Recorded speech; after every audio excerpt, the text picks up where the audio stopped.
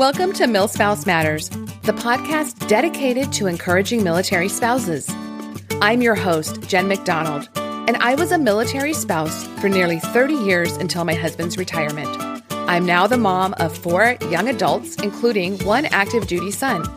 I also wrote the book, You Are Not Alone, Encouragement for the Heart of a Military Spouse. Through my experiences, I came to believe that we're only stronger together. Whatever life is throwing your way as a military spouse, let's talk about it. So hello, everybody, and welcome to this episode of the MilSpouse Matters podcast. I am Jen, and I'm so glad you're joining me today. On this episode, I am talking to Air Force spouse and writer Megan Brown all about her new book called Summoned: Answering a Call to the Impossible, which is an 8-week study of the book of Esther.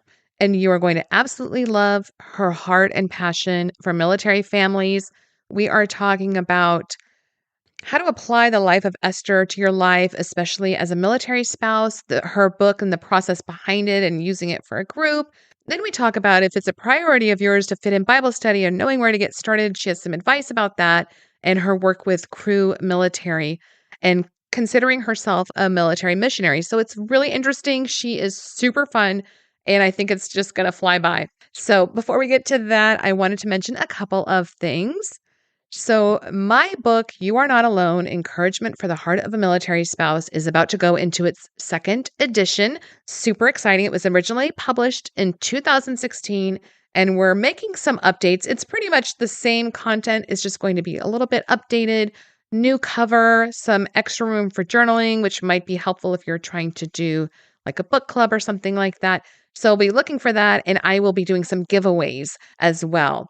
And then my second book, which is not titled yet, will be coming out this spring, and I will be looking for some folks who want to get advanced reader copies when we get closer to publication and will give me some feedback and reviews. So if you are interested in that at all, just go to my site, jen-mcdonald.com, and there's a contact page there, or just message me on Instagram and let me know, and I will put you on my list. So wanted to give a few reader and listener shout outs, some kind words. So Elaine says about the podcast, a must listen. This podcast is so comforting and easy to listen to, and it gives me so much insight. Super sweet. And Amy says, a life-saving podcast. I am so thankful to have found it. Jen has provided a great deal of encouragement and guidance in a time when I had no idea which way was up. Tara says about the book, You Are Not Alone. This book is awesome. Seriously, I read it thinking it would be something to recommend to new military spouses and came away from it encouraged about my future as my husband is retiring this summer and reminded of how far I have come. If you're a new spouse, this is the book for you. If you're a seasoned spouse, this is the book for you. If you are somewhere in between or not even military, this is the book for you. I thought that was really cute and funny and sweet. Thank you all so much for your kind words. And one last little shout out about the book. Cindy says, reading You Are Not Alone, Encouragement for the Heart of a Military Spouse touched me in a way few books do. As I read page after page, I kept thinking, oh my goodness, she is living my life. Or yes, that is exactly how I felt. So thank you all for your notes and kind words. They mean so much. And as always, if you send me a note or leave a review on Amazon, I will give you a shout out. And also, I will be looking for folks to leave new reviews when it comes out again, because I'm not sure that the reviews will migrate with the old book. It's the same content, like I said. So I will let you guys know that because you always are so good about supporting and helping with all of that. So this week's version of Jen's favorite things, the first one is a little picture book called Blackberries All Year, and it's by military spouse Courtney Woodruff, and it's put out by Foster Hollow Press, and some of the proceeds of their books go to support fostering and adoptive families. November is National Adoption Awareness Month, so you may want to go and grab one of her books to help support adoptive families, and I will link to where you can find that. It's just super adorable, even the illustrations, and it's one of those little picture books that you will want to reread to your kids over and over. Courtney will be on the show next week talking about her experiences as a foster family and an adoptive family and why she thinks it's a good fit for military families. So if you've ever been interested in fostering or adopting children, you will definitely want to listen next week. The really cool thing is her book just came out and it was already the #1 new release in its category. So woohoo, that's awesome. We love supporting a military spouse. My other favorite thing this week is going to be a little bit of a plug. I got to go on the Call to Marriage podcast recently to talk about all things holidays and deployment. And that episode should be coming out the weekend of November 13th. So this will be a little bit before this episode comes out. So go take a look for that and listen to the show and let me know what you thought. It was a really fun talk with the host, Kelly. She is a new military spouse and is just kind of chronicling her journey and sharing what she's learning along the way. So very positive. Loved it. It was really fun. Just a note before I get into Megan's interview, she is giving away 5 print copies of her book, Summoned, Answering a Call to the Impossible. So we will be doing a giveaway of that on Instagram. So just head over to the Milspouse Matters Instagram to find out more information about that. So let's get into our talk with Megan. And just remember, you are brave and strong and you have got this. And I hope you are doing great wherever you are in the world.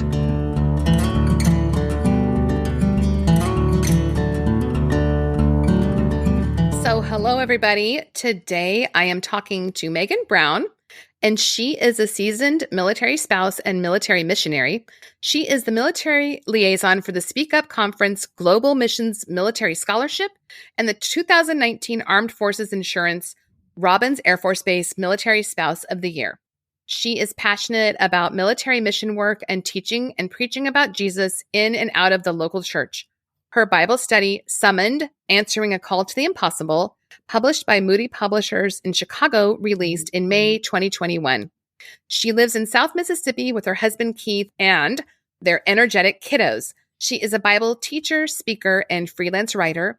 To learn more or connect with Megan, you can visit meganbbrown.com or at Meg Brown Writes on Instagram and Facebook. And we will put all of those places in this episode's notes. So welcome, Meg, or do you like to be called Megan or Meg? Oh, either or, but it's so good to be here, Jen. I'm excited. Yes, I am too. And I was reading through your bio earlier and I was just like, I don't think I realized she did all these things because I've met you at MIC, I think a couple of years ago, the Military Influencer Conference, right? I think that's where I met you. And before pre-COVID, but I was like, wow, I didn't realize you were the Robins Air Force Base Spouse of the Year and all of that. So way to go. Very cool. Oh, thank you. My bio makes me sound so official. I feel like a better bio would be like, this is Megan B. Brown. You've seen her at your local Chick-fil-A. That's where my hangout spot is nowadays with all these children. In the drive-thru. In the drive-thru of your local Chick-fil-A. Yes, that's me. I love it. Well, tell us a little bit about your background as a military spouse. I would love to hear how you came to this world. Absolutely. Well, it started like most of us do, with a good-looking man in a blues uniform. My husband and I have been married for almost 16 years. We've got 4 children, ranging from 13 down to 6. So really, my journey into milspousedom, I guess, started when I met this dashingly handsome young airman. We were barely 20 when we got married. And it's been a roller coaster ride since, but we've been stationed at 5 different duty locations, countless houses. I've learned that I can pack and unpack a house in 2 days' time. And that change is the only constant thing that's in my life. And I feel like I can just go back. I don't even know how many years. So 13 to 6, I had 4 kids in 7 years. So that sounds like that's what you did. Yes, ma'am. My kids are 13, 11, 9, and 6. So we had one every 2 years, and then we waited 3 years for the baby. Yeah. So here's your future. My oldest son is turning 30 this year. So I have 30, 28, 26, 23. Girl, my daughter just crossed into teenage territory, and I feel like I'm on the phone with my mother daily, apologizing for my upbringing. I always say my claim to fame was having them all be in their teen years at the same time for a very, very brief time. My oldest son turned Whoa. 20. My youngest turned 13. And then a few months later, my oldest son turned 20. But I was like, I have 4 teenagers. Yes. Oh my gosh, this is a different ball game, Jen. It's different. Yes. A lot of groceries is really Amen. what it's Amen. all about. Well, you refer to yourself as a military missionary. And so maybe somebody not familiar with that world would wonder, what do you mean? So tell us what that means to you, as well as your work with Cru Military, which again, some people may not be familiar with. So I would love to hear more about it. Sure. Well, ultimately, what a missionary is a person who dedicates their life to making the gospel known. And typically in church settings, you hear about missionaries who travel abroad, missionaries that have gone to foreign countries or different places around the country to teach and preach about who Christ is. And really, that's what I do. But I do that in a military context. Mm-hmm. Our military community is a complete and amazing opportunity to teach and preach, but also it's a community, I think, who is looking for purpose and for meaning. They already live their lives around a mission. And I think that as believers, as Christians, that we will be responsible for some immense kingdom building in the season to come. I really do think that the third great awakening will come from the military spouse community. Just because of the nature of the way we live. We move every 2 to 4 years. We are stationed in the lower 48. We're in the middle of oceans. We're in Europe, Asia.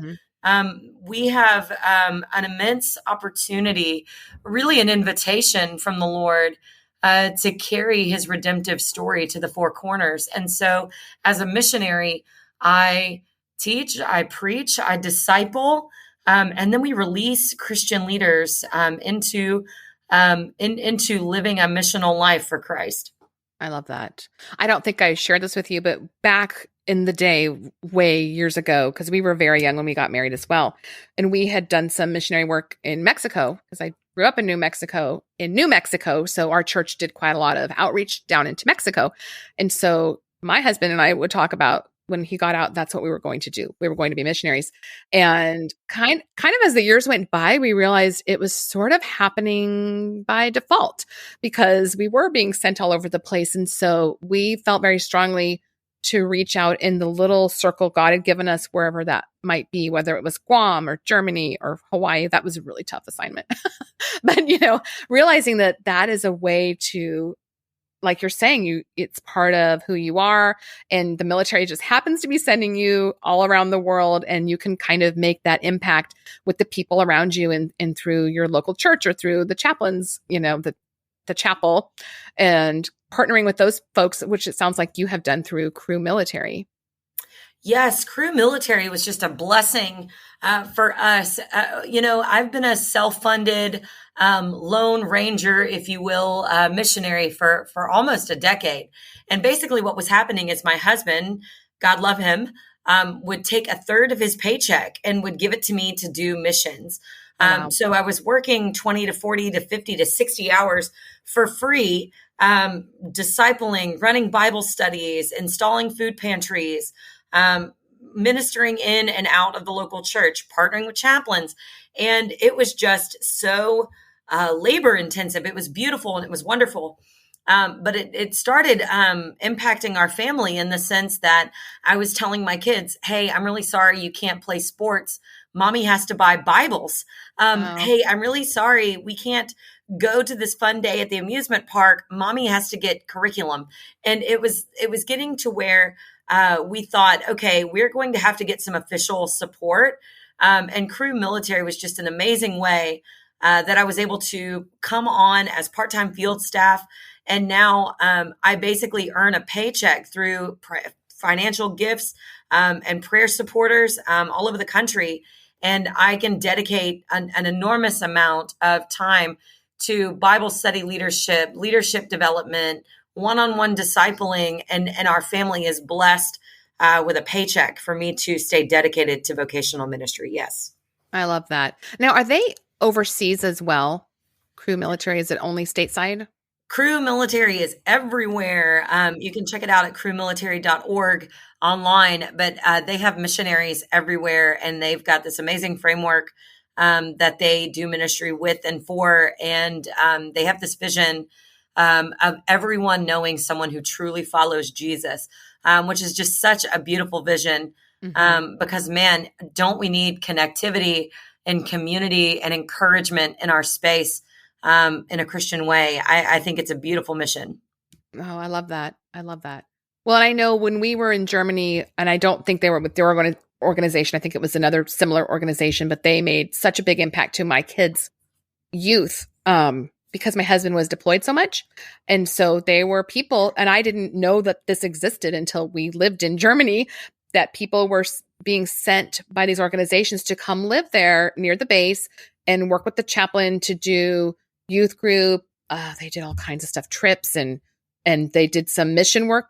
My girls got to go to Poland to work at an orphanage, as teenagers through this group. And it was just it really impacted them because with their dad having to be gone so much, they had other people besides just me coming alongside and as a Christian example. And it really did make such a difference in all of their lives. They still talk about it. That's amazing. That is amazing. Yeah. Yeah. Well, let's talk about your book, Summoned. And you might have heard me in the background. I set it out outside of this room. I was going to grab it and read part of it. And I said, I don't know where I said it, but it's a beautiful book. It's not like anybody can see me showing it anyway, but it's a gorgeous book. And it's all about the life of Esther.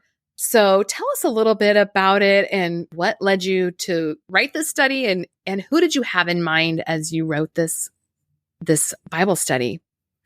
Really, my journey into ministry began years ago. I had become a believer after my husband literally dragged me to church. I said, I don't church. You can take me to Chili's after church. But really, once the gospel got a hold of me, I just remember being completely wrecked. I did not grow up inside of the church. I grew up church adjacent. I grew up in the South. There was a culture of Christianity, but it was very surface level. It was more moralism than anything. And so I really rejected the church growing up and really stayed as far away from it as I could. When I became a believer, the gospel just wrecked me. And I remember thinking, oh my gosh, if this is true, that Christ has died for God's people, and there's something truly amazing and redemptive about that impacts me personally. What do I do with it? And really years would go by before I knew. And so I was saved at 22. At 26, my husband was sent to Afghanistan, and we had a 5-year-old, a 3-year-old, and a 1-year-old. And I was left by myself in a remote station, completely outside of a military community. And really, what happened next would really drive this study. But what happened was about 10 years ago. And so it was a normal day in the trenches of screaming children, diapers, and bath times. And this random doorbell went off, and it was a postal worker, and she had my husband's Foot Lockers. And I knew that he was driving convoys in Afghanistan. And I had not heard from him in weeks. This was in the early, mid 2000s. No, comm wasn't as great as it is in some places now. But I remember being paralyzed in fear, and this faith that I proclaimed to have, this peace I thought I had in Christ, was nowhere to be found.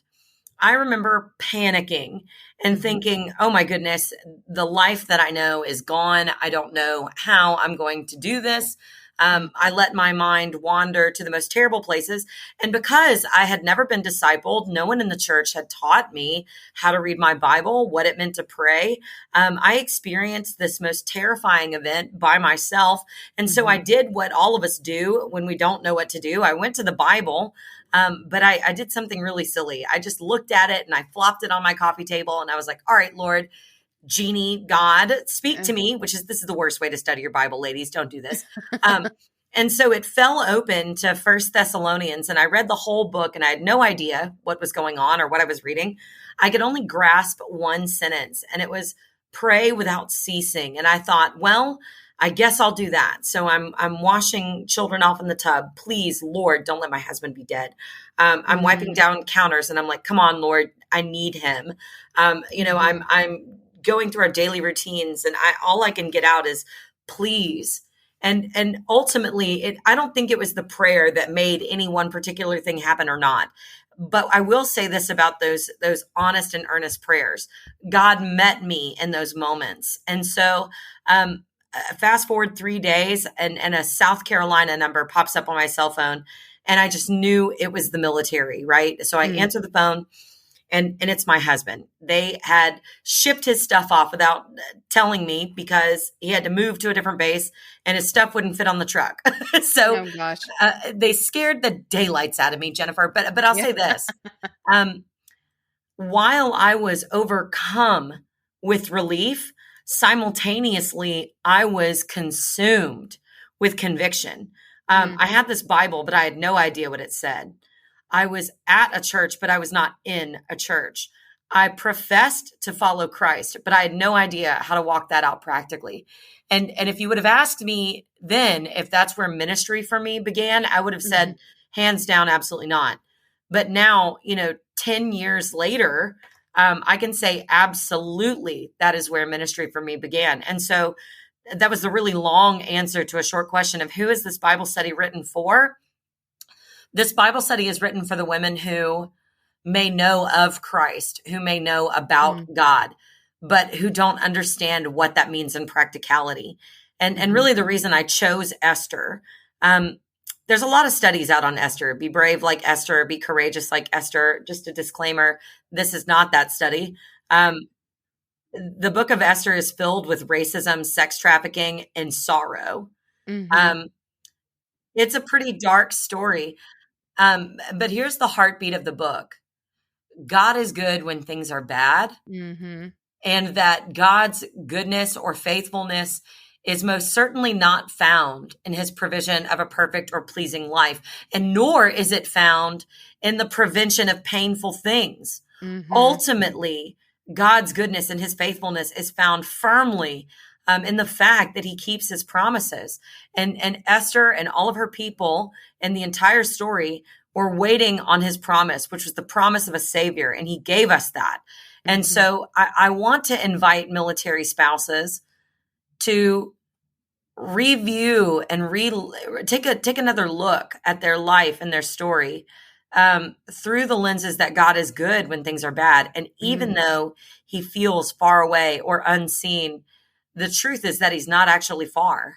And that's the heart behind the book, is that God is with us and he is for us. And our circumstances don't get to dictate that, whether or not that is true.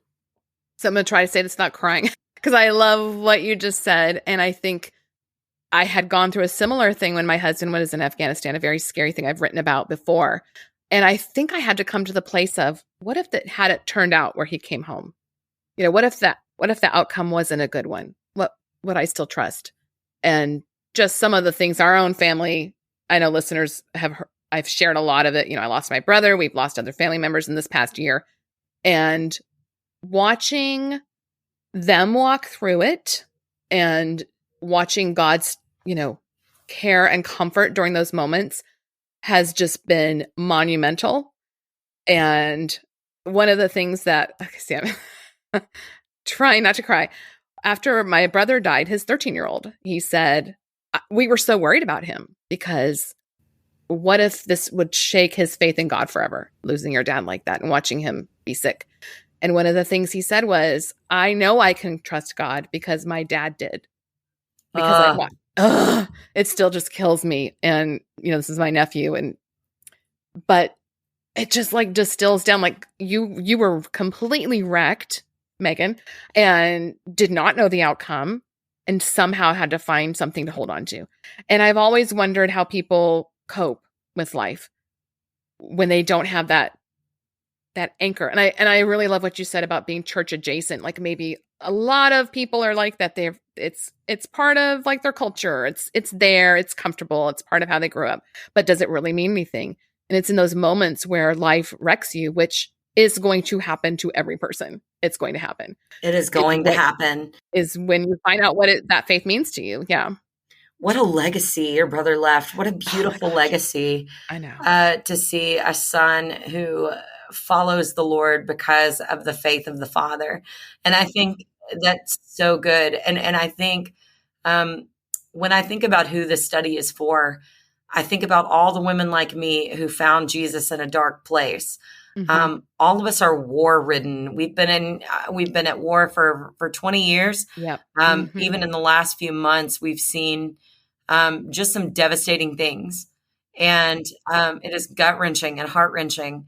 And isn't our first knee jerk reaction to say, God, where are you in this mess? I in my quiet time, I've been in the book of Luke, but previously I was in the book of Habakkuk, the book I lovingly call the book of Chewbacca. It's got a terrible name, but the book of Habakkuk, and there's this verse where Habakkuk, who is an Old Testament prophet, is crying out to the Lord, and he's saying, Lord, how long will I scream violence and you turn your face away? How long will I say, look, injustice, right? Like and sometimes we feel like that. And man, I love, and forgive me guys, for those of you who don't know this about me, I've got crazy colored hair, full sleeve tattoos. Like I am I grew up in the world, and some of that stuff stayed with me. But when I think about when we turn to the Bible, sometimes they tell us that the Christian response is only joy, Right. that we should only have positive vibes, or we should only think good things. If you take a tour through the Psalms, you'll see that God's people were pretty emo, right? Like there Yeah. is an entire range of emotions in the book of Psalms, and really Psalms were meant to be sung. And Hmm. I kind of think of the book of Psalms as God's really cool playlist that he likes to hear. And I love that. yeah, the things that God likes to hear, it's pretty emo. And so Yeah. when I think about when life fails us, or when sin causes damage, or when we look around at evil and we find ourselves struggling or striving or enduring pain, I just think about the surrender that we can give to Christ, um, and that we can hope in something real. We don't grieve like those without hope. Um, and it's a different thing. So this study is really written for women who are looking at their circumstances, who are exploring their stories, and they're saying, God, where are you in this mess? Mm. Where were you when I needed protection? Where were you when I needed guidance? Where are you in this darkness? And the answer is a resounding, I have been there the whole time. Yeah. Yeah. One thing I always try to tell my kids, and I still say this to them because our kids are young adults and we talk to them all the time, is God can handle your anger. Yes. You want to be respectful or whatever, but if it's just raw emotion, God can handle that. You don't have to try to filter it. You don't have to try to hide it because he already knows. And just be honest with God. Everything you just said, like you can bring that to him because he Amen. already knows. Yeah. Yeah. That'll preach, Miss Jen. Well, I think you've said a whole sermon here. So I mean, it's just so good. Well, you kind of talked about who it was written for. If somebody goes through the study, and it's what, a 6-week study, 8 week, It's an 8-week study. 8 week, Yeah. and what is your? Well, I don't want you to no spoiler alerts or anything, give away what the book is about, but as Oh, far as spoiler alert, maybe God wins. as far as what you would like somebody to take away from the life of Esther, like what was your main goal here as far as sharing the life of Esther? I mean, really, one of the things that we've already said is just that God is good when things are bad. But ultimately, I also want women to see the irrevocable, irreplaceable invitation God gives women in the gospel narrative, right?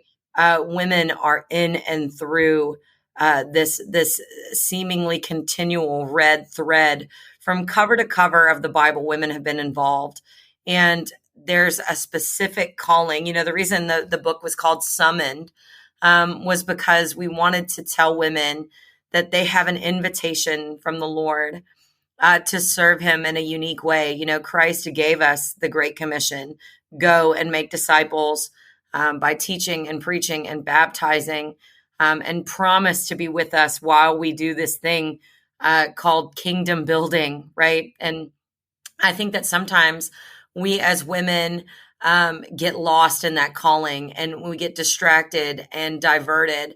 And I want us all to understand fundamentally that in Christ, we all have the same purpose. So much of my generation is consumed in the pursuit of purpose. Here's the spoiler alert, guys. We all have the same purpose as Christians, and that is to make disciples and build God's kingdom, pouring into God's church.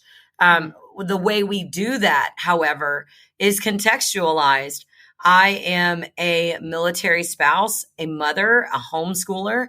So I make disciples by discipling community members, by advocating for military spouses, by working within the church, and by teaching children, right? Like those are the contextualized way I do it. But I would ask you, and all of you that are listening, to examine where God has called you to contextually make disciples. Are you a wife? Are you a mother? Are you a friend? Who are your coworkers? Who are your neighbors? Look around you geographically in relationship. Man, if you believe in the sovereignty of God, which we do, right? God is in charge. He picked your spouse. He picked your kids. He looked into the abyss of the universe, in the timeline, and picked you for your children. How beautiful is that? He picked your neighbors. He picked your coworkers. I mean, man, it's safe to assume that any people that God places you in or around, he's in fierce pursuit of, and that we've got a job to do. I love that.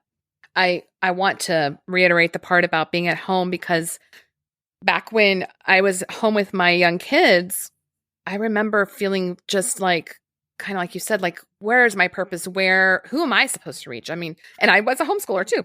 So, Yay. I was, yeah, back when people used to question, why are your kids not in school? So they still do that, Jen. They still do that. And I remember having this conversation with my husband one day, and we had a Bible study out of our home. We did a lot with our neighbors and connecting with the community. And I just remember saying, what is my purpose? Like, it was kind of along the lines of, is what I'm doing even important? Does it even matter? Because, I'm just here and you're going off to work, et cetera, and coming back. And I remember my kids were little. I think my oldest was about 8. He said, do you have any idea how different our life is?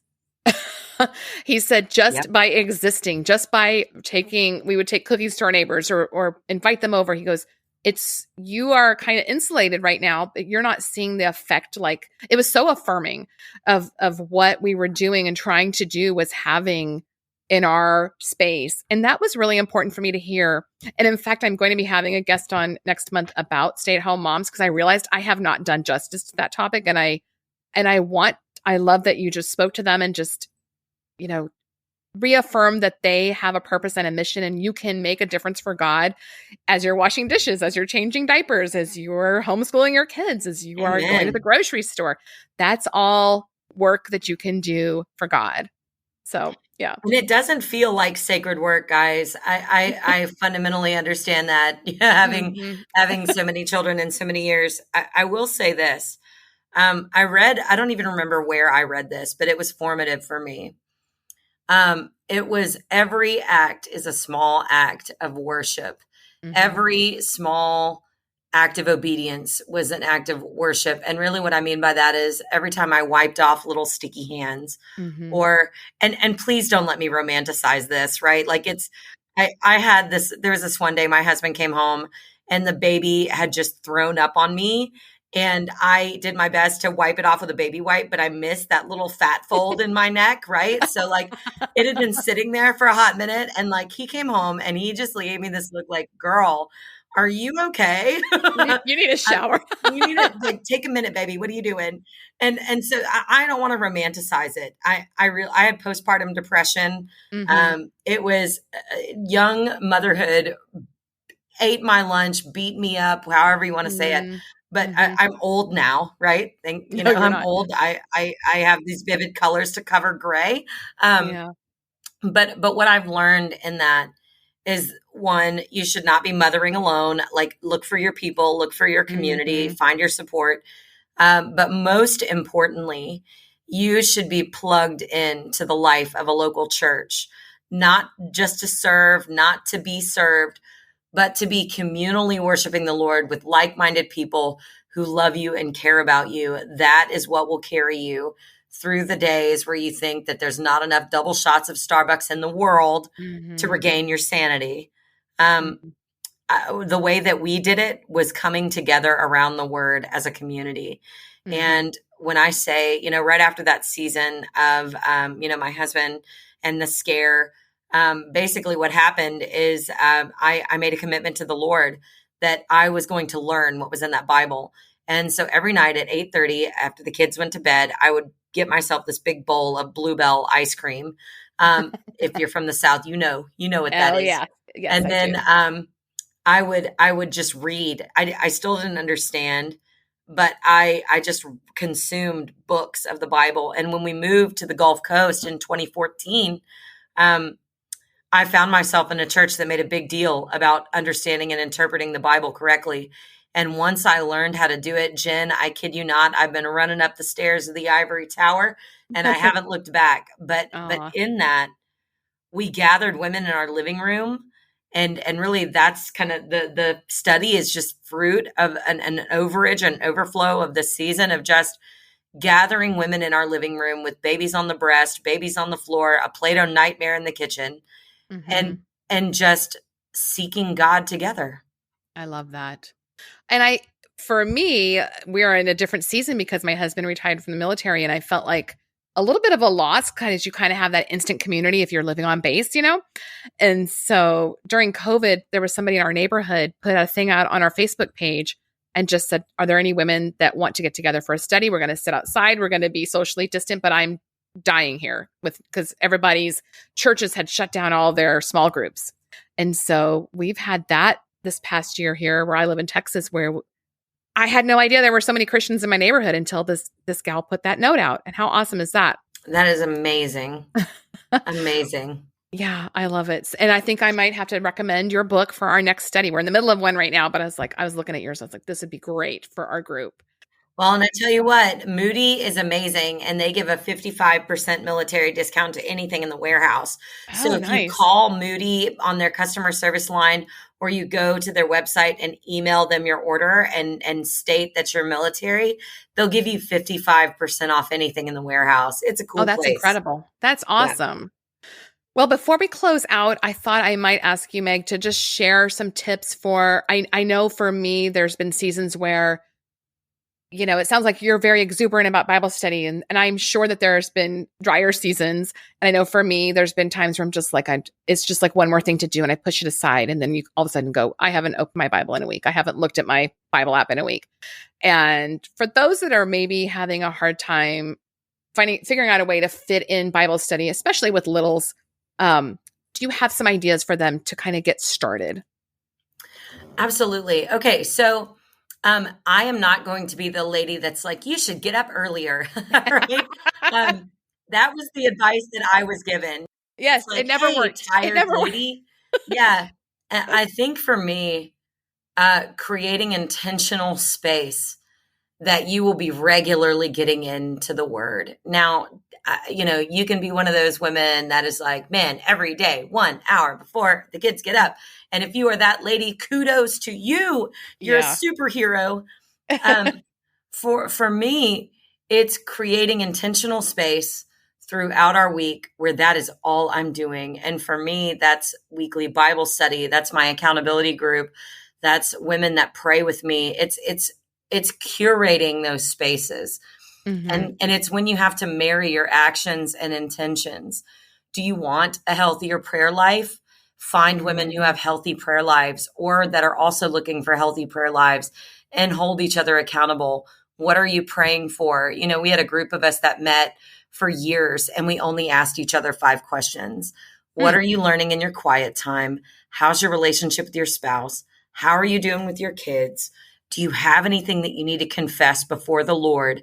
And how can we be praying for you? That's Mm. it. And that was one of the most life-giving groups. We met on Tuesday evenings and did that. And then Thursday mornings from 9 to noon, we circled around our coffee tables at rotating homes and got into the Word. If you're looking to grow in the Lord, His Word has something to say to you, right? It's about marrying your actions and intentions. It's not about a program. It's not about a checklist. It's definitely not about a legalistic approach to, if I don't do this, something bad will happen. But it is more a desire. And if you don't have that desire right now, that's an indicator that you're tired or that something is out of alignment. And when I get in those places, I have to ask God. I have a very specific prayer. Lord, restore to me the joy of my salvation. And in that joy, I will seek you, right? When life is beating me up, when the schedule is a bear, when homeschooling is going to hell in a handbasket, because it does, right? And you're like, I don't think Bible study is going to happen right now. It's, Lord, I need you to restore the joy of my salvation and remind me, help me remember what I want and who I love. And it doesn't fail. That's so good. Well, I don't have anything to add to that. That's perfect. So I think those are very, very wise words. Before we close, Meg is giving away 5 of her books, and we will be doing that giveaway on Instagram. And you can find all the details about that. Meg, is there anything else you wanted to add? Really just be encouraged. If you're finding yourself listening to this and you're like, wow, that was heavier than I thought I was going to get in my half hour of me time, know that the Lord is in fierce pursuit of the military spouse community. He is sending missionaries and church members and seasoned women of faith to remind women who their Father in heaven is and what He wants and what He's like. And ultimately, I hope that you leave this podcast with a sense of encouragement and empowerment, knowing that you're sought after and that you're chosen, and that God is calling His people back to Himself. And really, this Bible study is just a tool. It's a conversation between you and the Lord. And I would love to keep the conversation going. So if you'd like, you can follow me at Meg Brown Writes on Facebook and Instagram, at meganbbrown.com.